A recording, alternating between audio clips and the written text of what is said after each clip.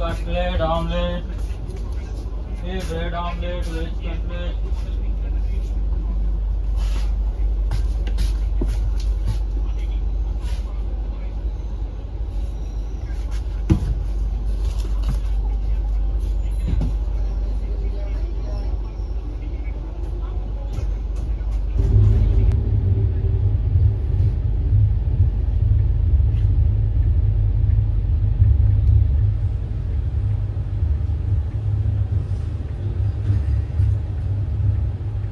ഉച്ചയ്ക്കുള്ള ലഞ്ച് ഞാൻ ട്രെയിനിൽ നിന്ന് തന്നെ മേടിച്ച് വെജ് ബിരിയാണി ആയിരുന്നു, കൂടെ ഒരു കറി ഉണ്ടായിരുന്നു. നല്ല ചൂടോട് കൂടി തന്നെയാണ് അവർ സെർവ് ചെയ്തത്.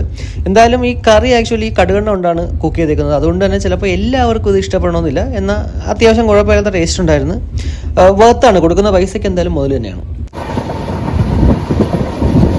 ഉത്രാളിക്കാവ് ഉണ്ടോ?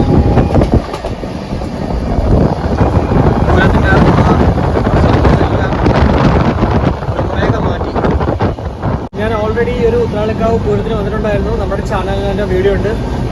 ഇതുവരെ കണ്ടില്ലെങ്കിൽ ഉറപ്പായിട്ടും ജസ്റ്റ് ഒന്ന് പോയി കണ്ടു കേട്ടോ. ഡിസ്ക്രിപ്ഷനിൽ ഞാൻ ലിങ്ക് ഇട്ടേക്കാം.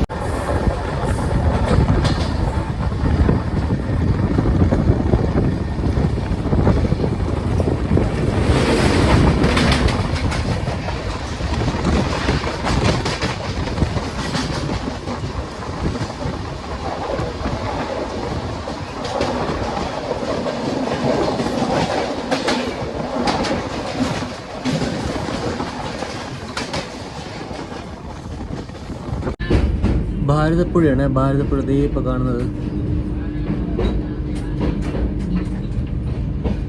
കൊച്ചുവേളിയിൽ നിന്ന് കോയമ്പത്തൂർ വരെ 404 കിലോമീറ്ററാണ് ടോട്ടൽ കേട്ടോ. എനിക്കായ കാശ് 3 ടയറിലായത് 683 രൂപ 60 പൈസ. 660 രൂപയാണ് ബേസ് ഫെയർ, എന്നാൽ കൺവീനിയൻസ് ഫീ എന്ന് പറഞ്ഞിട്ടൊരു 23 രൂപ 60 പൈസ. അപ്പോൾ അങ്ങനെയാണ് 683 രൂപ 60 പൈസ ആയത്. പാലക്കാട്ടോട്ട് കയറിയപ്പോൾ കണ്ടു ഫുള്ള് നെൽപ്പാടങ്ങളാണേ.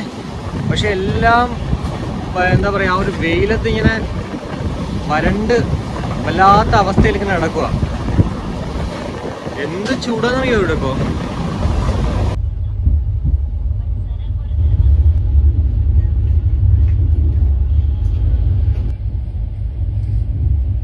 കൊല്ലത്തുനിന്ന് കോയമ്പത്തൂർ വരെ വന്നത് ഞാൻ ഈ ഒരു 3 ടയറിലാണ്. 2022 നിർമ്മിതമാണ് ഈ ഒരു LHP റൈക്ക്.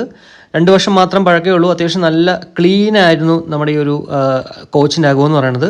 കൂടാതെ നോർത്ത് ഈസ്റ്റേൺ റെയിൽവേയുടെ അണ്ടറിലാണ് ഈ ഒരു രപ്തി സാഗർ വരുന്നത്. ഫൈനലി നമ്മൾ കോയമ്പത്തൂർ എത്തിയിട്ടുണ്ടേ. അങ്കമാലിയൊക്കെ കഴിഞ്ഞതിന് ശേഷം ഇത്തിരി വീടെടുക്കുന്നത് സ്ലോ ആയി. അത് വേറൊന്നുമല്ല, ഒരു അങ്കിളിനെ പരിചയപ്പെട്ടു, പുള്ളിയായിട്ട് സംസാരിച്ചു.